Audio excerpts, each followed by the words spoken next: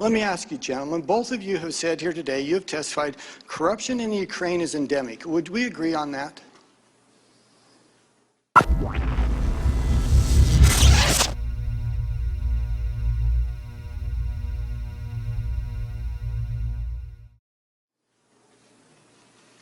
Simple question. Problem is, isn't it? It's a problem, and they're taking steps to address it. Okay. Earlier in the hearing, both of you said use the word endemic or agreed to it. It's in the courts, it's oligarchs, it's prosecutors, it's everywhere. And I think we can also agree that that's not the only place in the world where we experience and see corruption. There's dozens and dozens of nations around the world that are steeped in corruption. Would you agree with that? Mr. I would say that there's corruption in every country, including ours.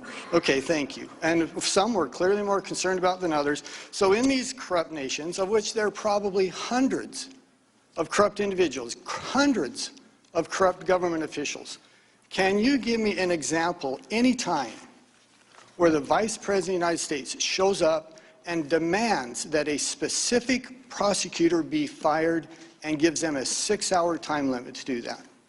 Are you aware of that ever happening any other place? I guess the answer is no.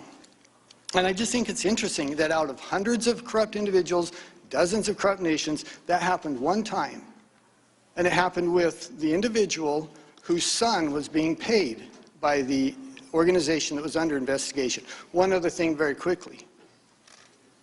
If someone was a candidate for a political office, even for President of the United States, should they be immune from investigation? No one is above the law, sir. Thank you. I agree with that. I think we all would agree with that. And yet I think some presume that because some of the individuals we're talking about here were candidates, that they are immune from any questions or any investigation. I think it's absurd. For heaven's sakes, if those of us in public office, those of us who find ourselves up for re-election or all the time as a candidate, I think we have a higher standard, not immunity.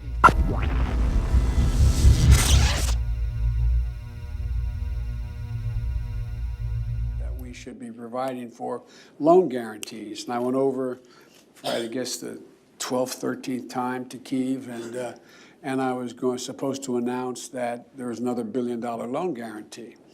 And I had gotten a commitment from Poroshenko and from Yatsenyuk that they would take action against the state prosecutor, and they didn't. So they said they were walking out to press conference. I said, no, I said, I'm not going to, we're not going to give you the $1 billion.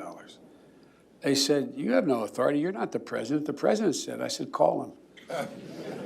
I said, I'm telling you, you're not getting the $1 billion. I said, you're not getting the $1 billion. I'm going to be leaving here. And I think it was, what, 6 hours? I looked, I said, I'm leaving in 6 hours. If the prosecutor's not fired, you're not getting the money. Well, son of a bitch. Got fired. And they put in place someone who was solid at the time.